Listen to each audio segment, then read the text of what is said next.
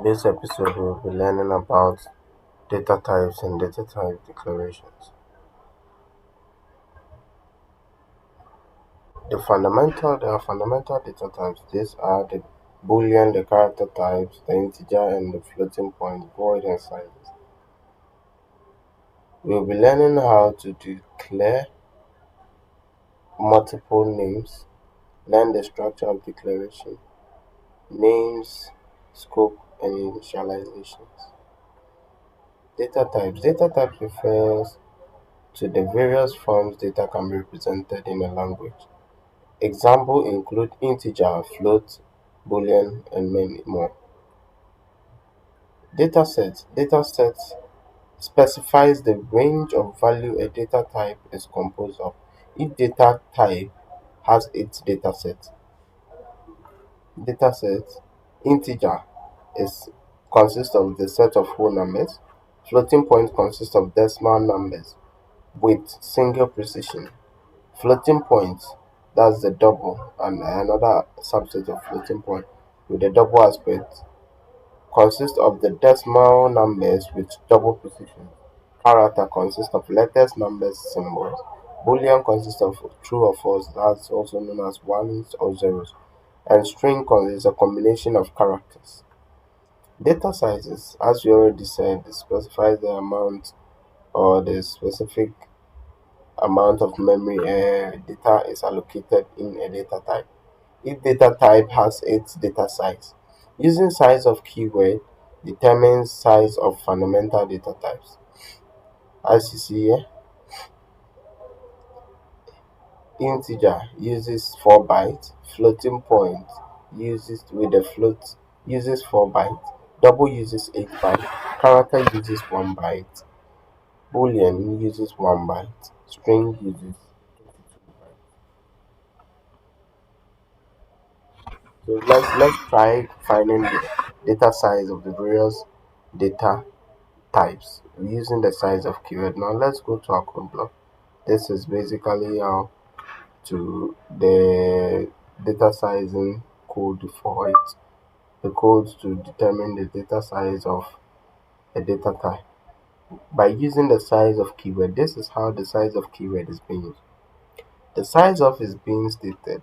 Then the data type you want to find the size of should be in an open and closed brace. It should be enclosed with a brace. That's what we call our brackets. It should be enclosed with those braces. This one we have size of integer, size of string, size of boolean, size of float, size of double, have size of long double, also have size of character. So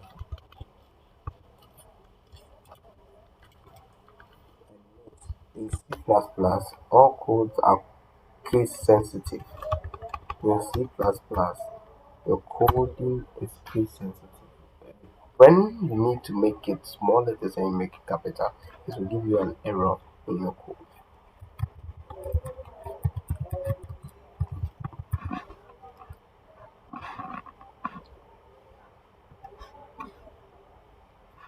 So now let's build and run our program.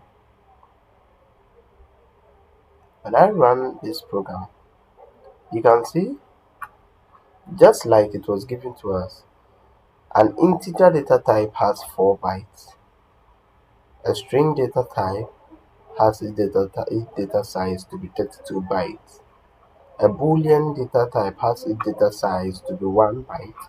A float has it to be 4 bytes, double 8 bytes, long double that's 16 bytes. That's an extension of the double, a dual double. And a character data type has its data size to be 1. Now let's get back to our slide and complete it. So we get down to it. Examples are these numbers. Positive integers do not have a plus sign in front of them. No commas are used within an integer. Commas are used for separating items in a list.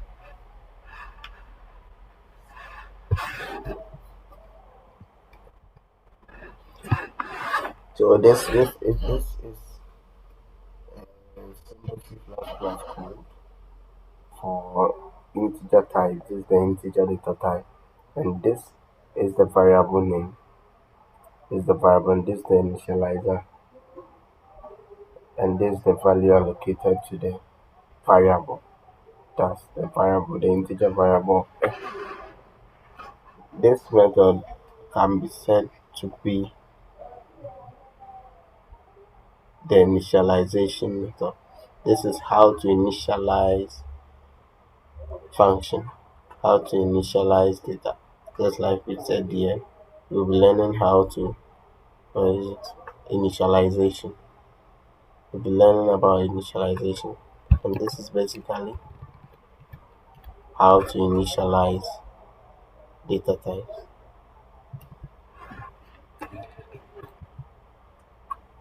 Floating points. Floating point represents point numbers. It has three types: the float and double. That's the float with single position, double with double position, and non-double with extended position. That's like how I said it in there. So the float can take up to 4, just like we had it here. The float can take up to 4 decimal 4 bits,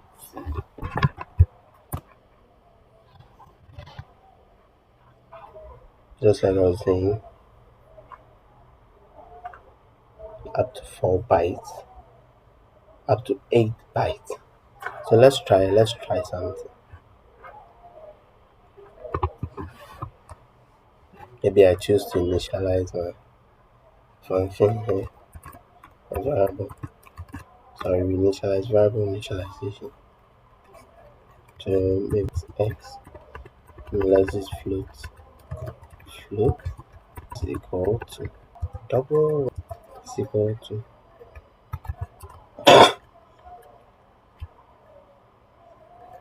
sorry, 4.5. Let's just remember 4 5 5 4 5.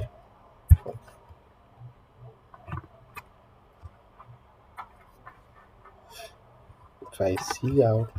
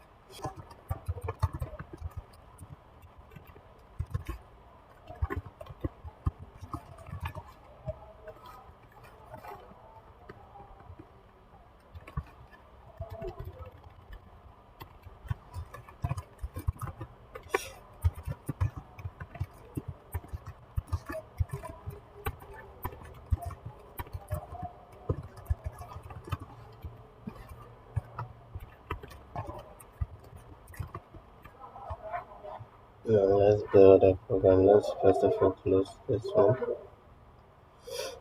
Let's build a program and run it. Well, since we're having a problem here, so let's get down to it. So the main problem here is this.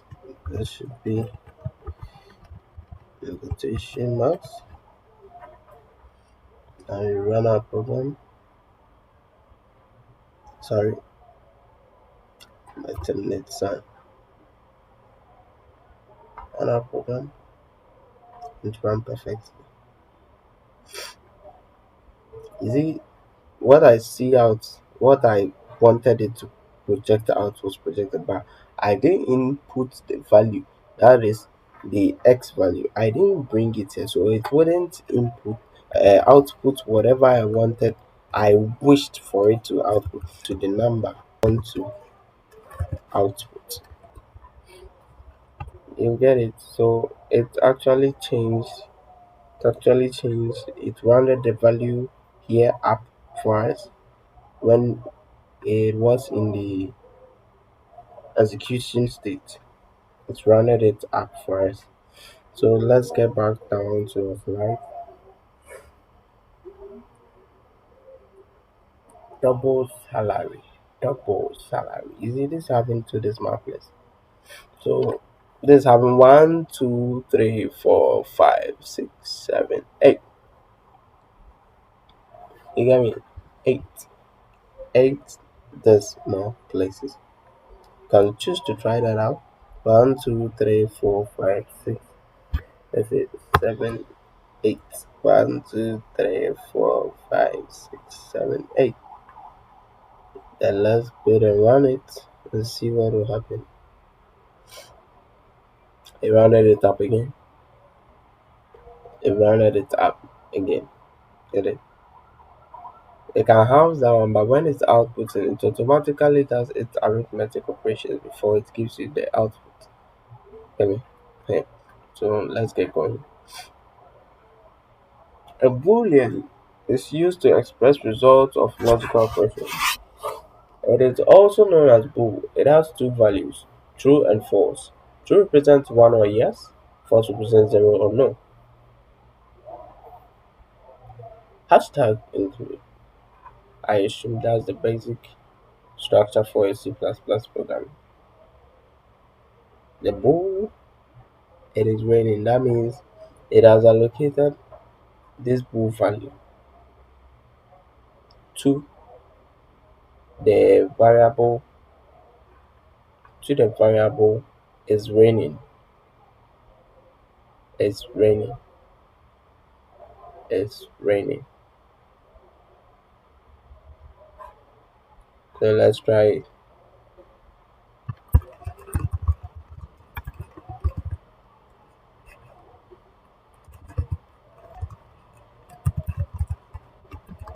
out.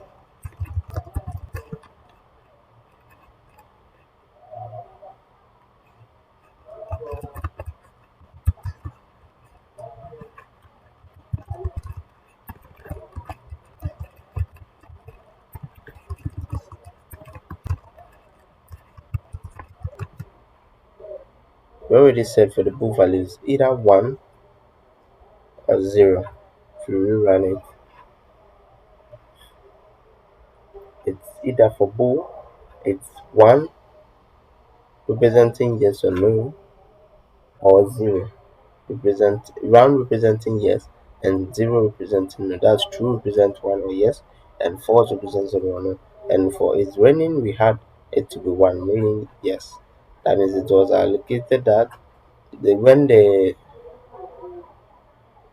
variable is raining is asked or told to be outputted, it will output the true value because the true value was allocated to its raining. So as I already said, with character types, only a single character can be in the variable. Get it? So let's try that out. We might have it here.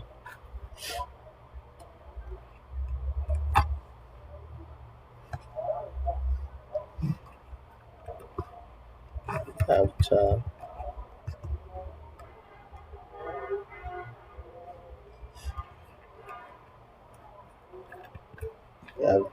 let's say char pp and a value it's equal to, and with character you need to enclose it in a single quotation for it to be allocated as a character. So we have it there. Let's say I use my dollar sign,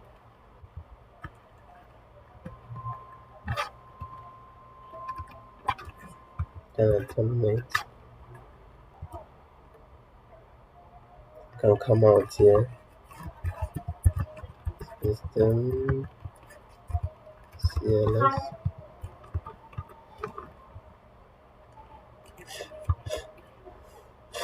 I can have it as C out.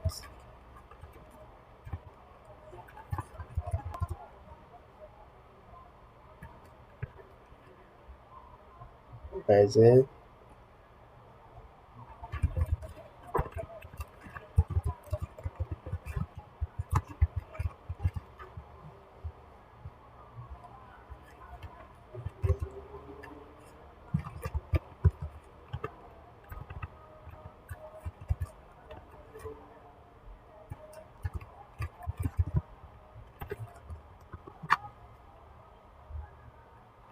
so if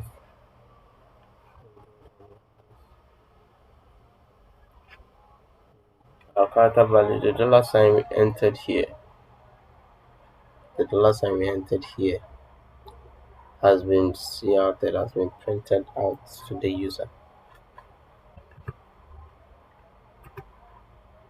Now you get going. String types. The string programmer define types supplied in standard library.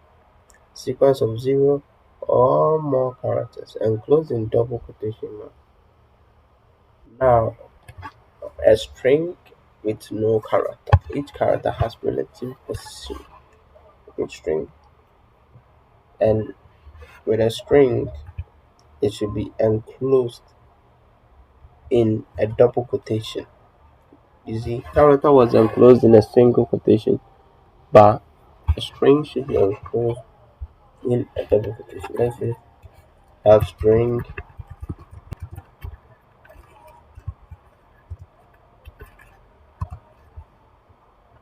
name, then have my name to be.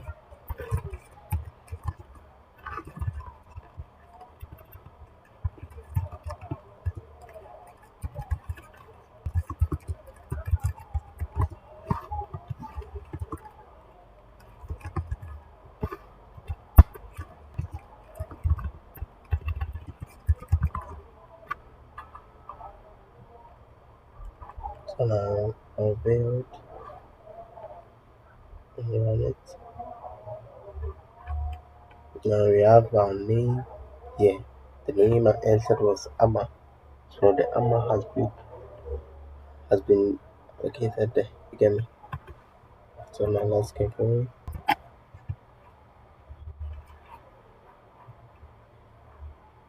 So now we have it here. Just like I did Amma. Now we go to avoid character. Specifies absence of information. Synthetically a fundamental data type can be used only as part of a more complicated type, mostly used in functions. It is how to define a void. It is how to define void. So there are many ways. These are the ways we are seeing. Let's try them out. We can have let's just go and go. We can have a void to be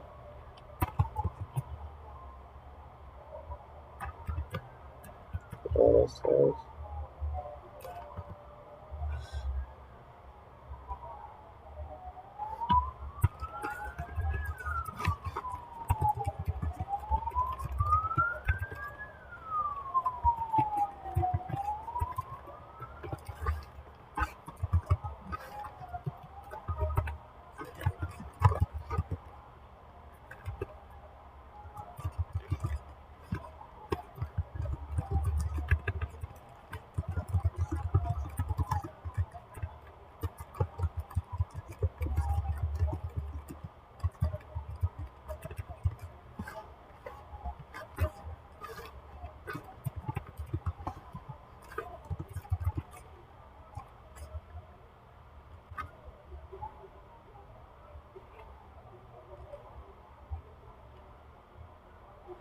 We already have a float value to be x. Let's change this to p by p.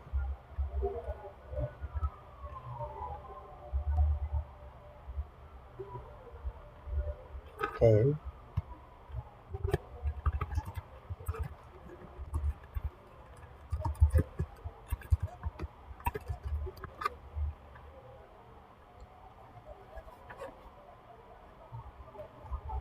9,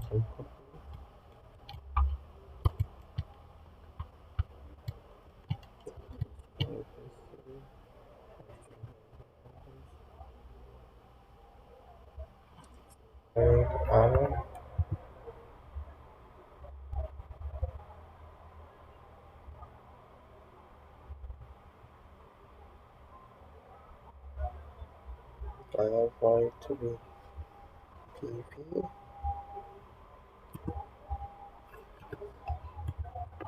and another one to be void M. We will and run it. Void.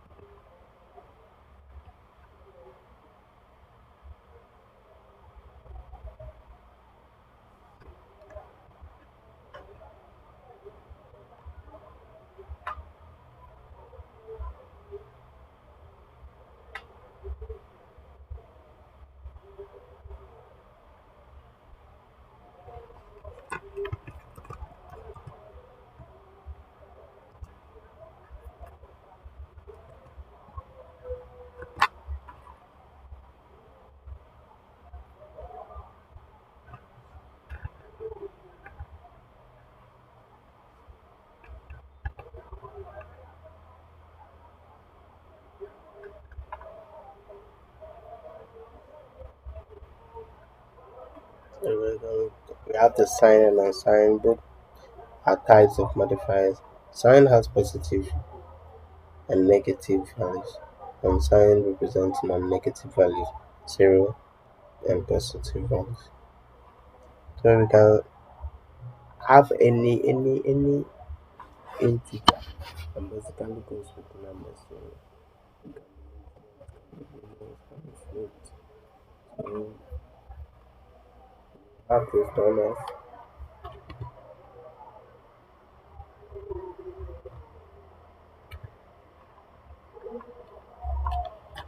as a have sign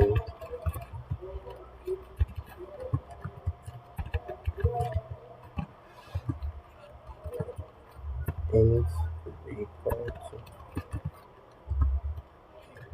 let's say p equal to just like say it says sign have a positive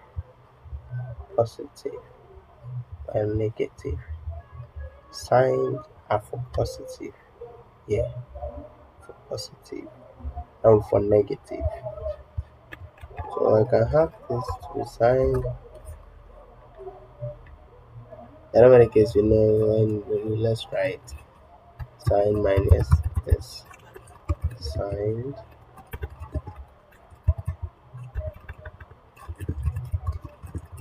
int to be also numbers.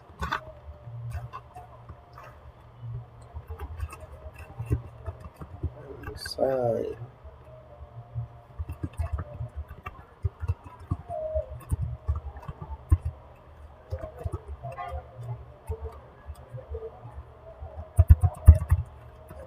let's try it on sign with a negative number.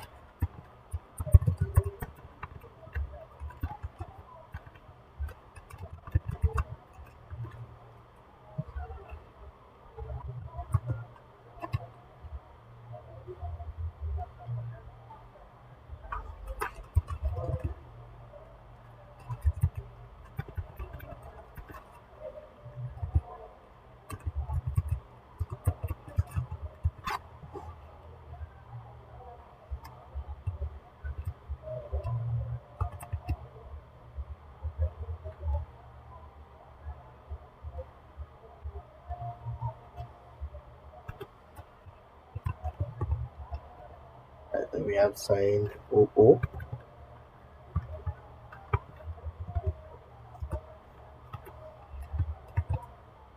have signed OE,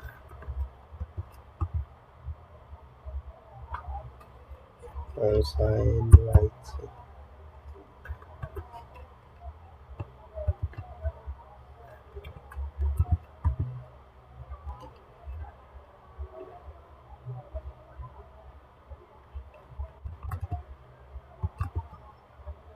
Now let's go to run this program. We are if you don't get an error, it will give us a whole different numbers, set of numbers. You get it? You see when I entered this value, there's one value there, so let's work on that one first. 1, 2, 3, 4, 1, 2, 3, 4, 1, 2, 3, 4. Yep. Let me do something to indicate it for you, to make you know which signed value was printed out.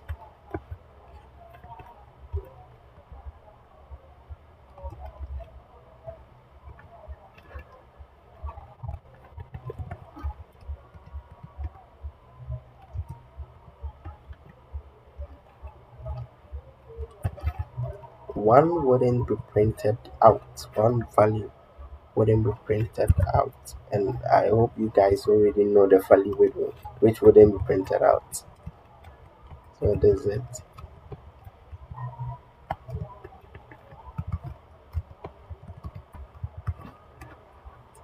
Let's go and run it again.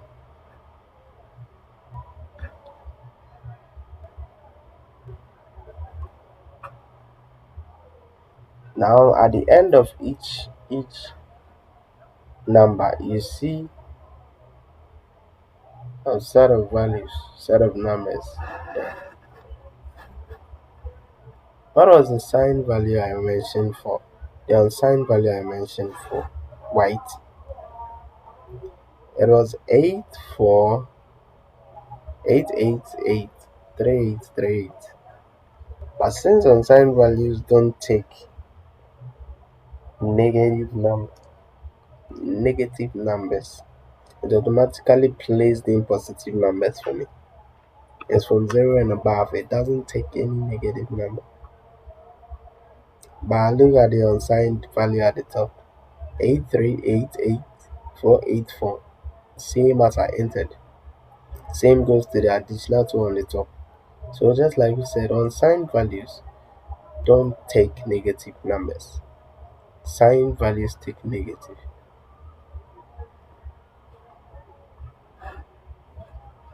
Then the short and the long, it's can be said to be an additional data size added to the already existing data size. We had it.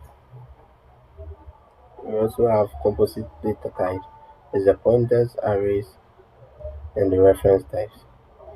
User-defined structures, user-defined types, data structures and classes. Enumeration represents a specific set of values. Declaring multiple names. It is used to declare several names in a single declaration. The declaration uses comma for separation, must be done for similar data types. And here you have it. Today, this one we'll be talking about declaring multiple names, multiple variable names. Just like you have it here, instead of declaring a variable one by one and which is of the same data type, you can declare them together. Let's try that out in our code blocks. We have it here.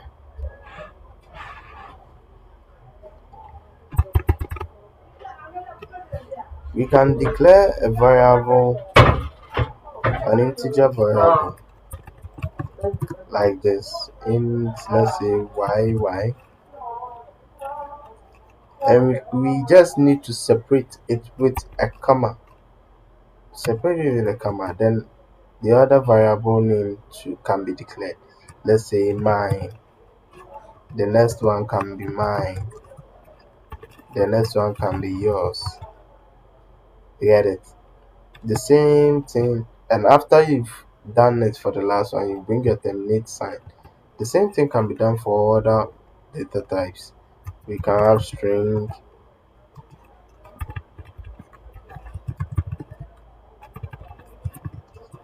data type of you, me,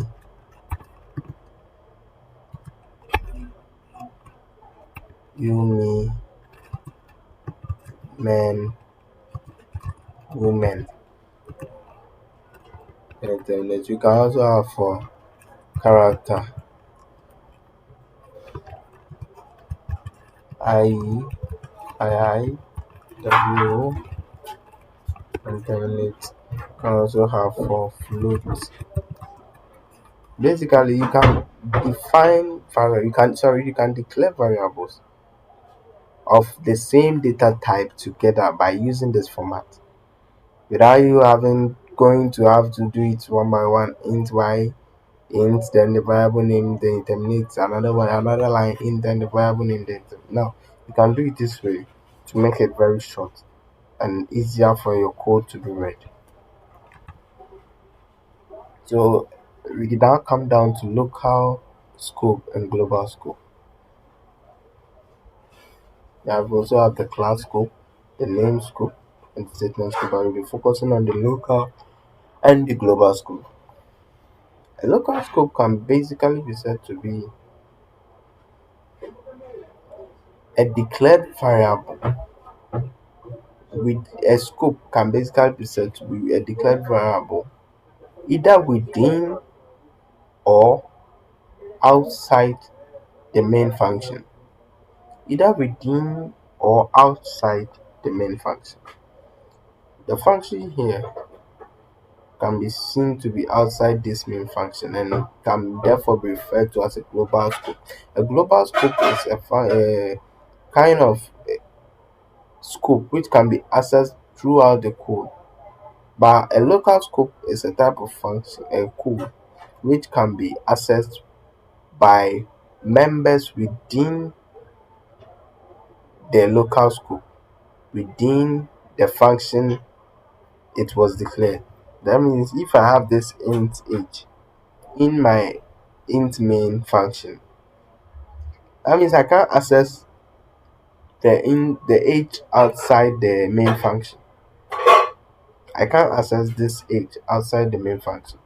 But here I have the int student age outside the int function and making it a global scope. I can therefore access it from this side, from anywhere of the code. Since it's outside the main function, I can call this variable and assign values to it. I can call it and print out the values in it. I can call it whatever I want to do with it. I can do with it since it's a global scope and it's accessible throughout the code. And get down to declarations. Declarations, I wouldn't talk much about it because I already said a lot about it. Then we move to initialization. As I already said, we did initialization, but there are many ways to initialize a variable. This you can see here. You can initialize a variable by the use of the curly braces. You can also initialize by the combination of the equal to sign and the curly brace. You can also initialize by just using the initialization sign, the equal to sign. And lastly, you can also use the normal braces to initialize your variable by putting the detail or the value you want to input into it into the brace for it to be accessible in the code. An example of it, so we have the int age and it has been initialized with with a value of 25 and the gender, which is a character dataset, has been initialized with a single character M specifying a male gender. So this brings us to the end of this episode. Stay tuned.